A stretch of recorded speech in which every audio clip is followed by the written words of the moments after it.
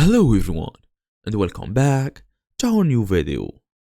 Well, you're actually using this Garmin Connect app, but for now you're looking for more new features. So, in today's small tutorial, we're gonna go through how to actually connect the Garmin Connect to the Google Fit app in 2026, fast and easy as usual. Let's get started. Well, the honest truth, Garmin does not connect directly to Google Fit, but you can still make it work somehow. So we're gonna go and see the workaround using like some third-party app called Health Sync. It's kinda paid. You can also use the Fitness Syncer.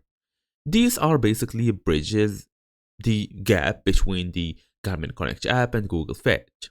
All you're gonna do is go all the way. Basically, if you are using Play Store, we're gonna go, for example, go here, look for Health Sync.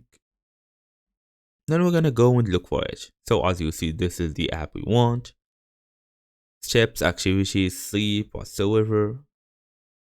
These steps, active source, select the source app. As you see, there is multiple apps, including Garmin, and send it all the way to Google Fit.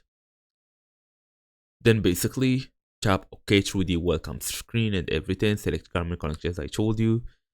Basically, Garmin Connect must be selected as your source, then select Google Fit as your destination. Log into your Garmin account when prompted, authorize the connection, then choose which data types to sync.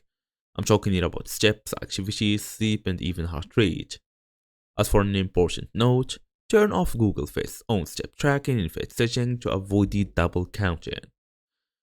So Google Fit is changing, so basically we probably gonna see this update coming soon, where basically we won't be able, or we won't need the third-party tool to access all of these features. So thank you all for watching, and I will see you all in the next video.